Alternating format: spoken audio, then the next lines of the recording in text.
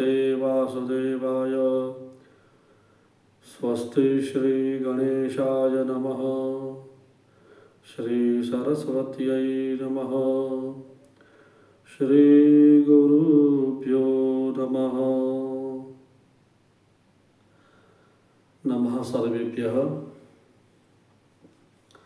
श्रीमद् भगवद गीता અને ઉત્તમ ટીકા કરનારા પરમ પૂજ્ય શ્રી સ્વામી રામસુખદાસજીના ચરણોમાં વંદન. વાંગમયી કૃષ્ણમૂર્તિ, વાંગમયી જ્ઞાનની મૂર્તિ શ્રી યોગેશ્વર કૃષ્ણ ચરણોમાં વંદન કરી શ્રીમદ્ ભગવદ્ ગીતા સાધક સંજીવનીના અભ્યાસના અનુક્રમે આજે શ્રીમદ્ ભગવદ્ ગીતાના ત્રીજા અધ્યાય, પ્રથમ અધ્યાયના ત્રીજા શ્લોકનો આપણે સ્વાધ્યાય કરીએ. દ્રોણાચાર્યની પાસે જઈને દુર્યોધન કયા વચનો બોલ્યો એ વાતને આગળના શ્લોકમાં બતાવે છે. પ્રથમ અધ્યાયના ત્રીજા શ્લોકનો આપણે સૌ મળીને પાઠ કરીએ. પશ્યેતામ પાંડુપુત્રાણામ આચાર્ય મહતીમ ચમું વ્યુઢામ દ્રુપદપુત્રેણ તવ શિષ્યેણ ધીમતા.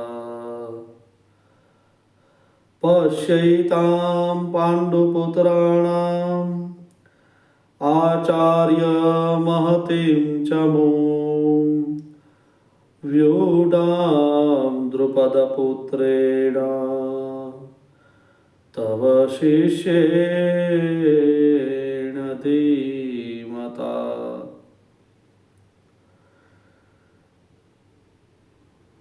સામાન્ય અર્થ કરતા ગુરુદેવ કહે છે કે હે ગુરુદેવ, આપના બુદ્ધિમાન શિષ્ય દ્રુપદ પુત્ર દૃષ્ટદ્યુમ્ન વડે વ્યૂહાકારે ઊભી કરાયેલી પાંડુપુત્રોની આ અત્યંત વિશાળ સેનાને આપ જુઓ. સ્વામીજી ટીકા કરતા કહે છે, આચાર્ય પદનો ઉપયોગ કરીને દુર્યોધન દ્રોણને માટે આચાર્ય સંબોધન કરવામાં દુર્યોધનનો એવો ભાવ દેખાય છે કે આપ અમારા બધાના એટલે કે કૌરવો અને પાંડવોના આચાર્ય છો. શસ્ત્રવિદ્યા શીખવનારા હોવાથી આપ બધાના ગુરુ છો. એટલા માટે આપના મનમાં કોઈનો પક્ષ અથવા આગ્રહ નહીં હોવો જોઈએ. તવ શિષ્યેણ ધીમતા. આ પદોનો પ્રયોગ કરવામાં દુર્યોધનનો ભાવ એ છે કે આપ એટલા સરળ છો, એટલા નિષ્કપટ છો કે આપને મારવા માટે પેદા થયેલા દૃષ્ટદ્યુમ્નને પણ આપે અસ્ત્ર શસ્ત્રની વિદ્યા શીખવાડી છે ને તે આપનો શિષ્ય દૃષ્ટદ્યુમ્ન એટલો બુદ્ધિમાન છે કે એણે આપને મારવા માટે આપની પાસેથી જ અસ્ત્ર શસ્ત્રની વિદ્યા શીખી છે. દ્રુપદ પુત્રેણ, આ પદ કહેવાનો આશય એ છે કે આપને મારવાના ઉદ્દેશ્યને કારણે જ દ્રુપદે યાજ અને ઉપયાજ નામના બ્રાહ્મણો પાસે યજ્ઞ કરાવ્યો, જેનાથી દૃષ્ટદ્યુમ્ન ઉત્પન્ન થયો. એ જ આ દ્રુપદ પુત્ર દૃષ્ટદ્યુમ્ન આપની સમક્ષ વિરોધ પક્ષે સેનાપતિના રૂપમાં ઊભો છે.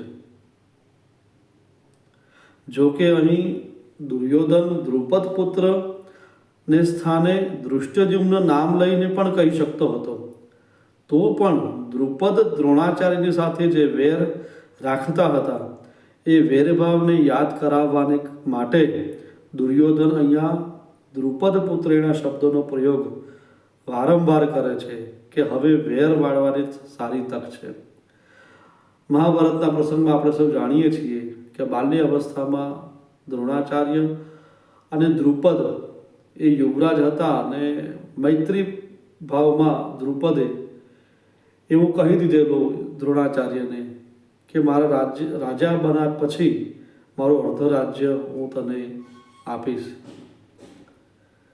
દ્રોણાચાર્ય એ વાતને સત્ય માની બેઠા અને દ્રુપદને રાજા બન્યા પછી દ્રોણાચાર્ય જાય છે પોતાનું અર્ધું રાજ્ય લેવા માટે, અને ત્યારે એ દુત્કારી દે છે દ્રોણાચાર્યને. એ જે વેરભાવ હતો અને પછી અર્જુનની શિક્ષા આપી દ્રોણાચાર્ય દ્રુપદને બંદી બનાવીને લાવે છે ને એ દ્રુપદ રાજા એ યાજ અને યુપિયાજ નામના બ્રાહ્મણો પાસે જઈને દ્રોણાચાર્યને મારે એવો સંતાન પ્રાપ્ત કરવા માટે કરીને યજ્ઞ કરાવડાવે છે. એ સંદર્ભમાં દુર્યોધન દ્રુપદ પુત્ર દ્રુપદ પત્ર કરીને દ્રોણાચાર્યને પૂર્વની જે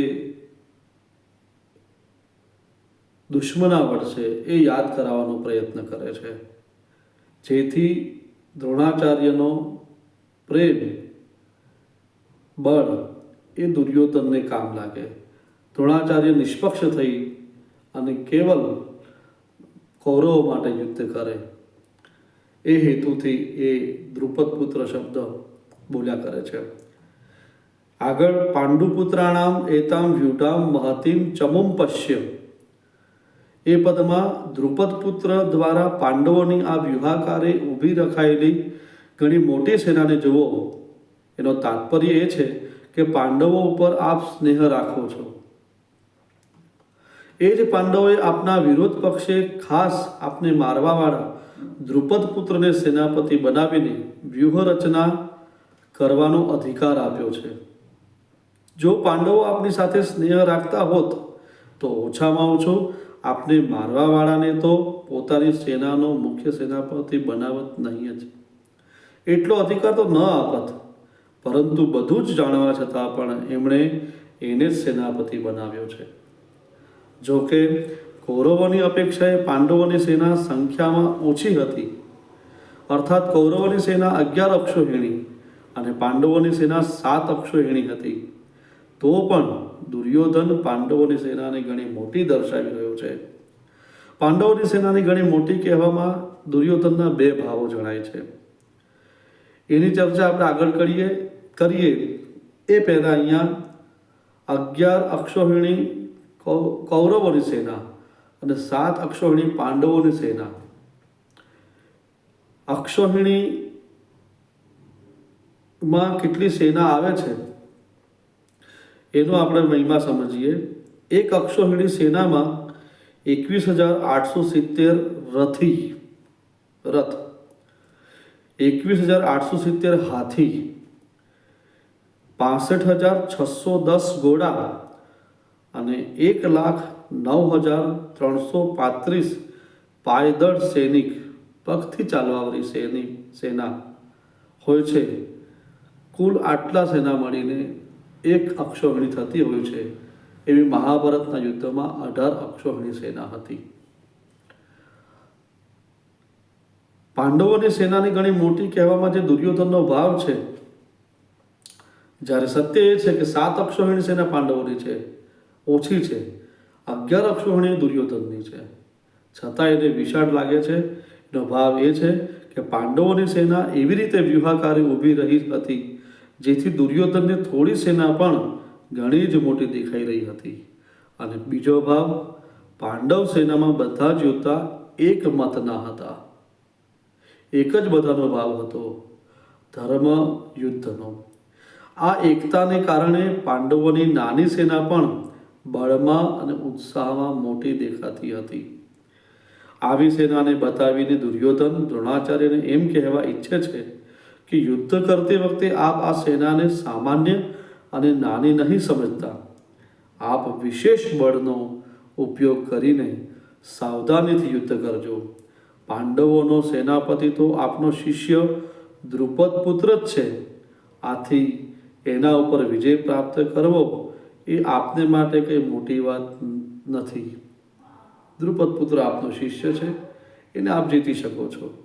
એતામ પશ્ય, કે આગળના પદમાં એતામ પશ્ય કહેવાનું તાત્પર્ય એ છે કે આ પાંડવ સેના યુદ્ધને માટે તૈયાર થઈને સામે ઊભી છે.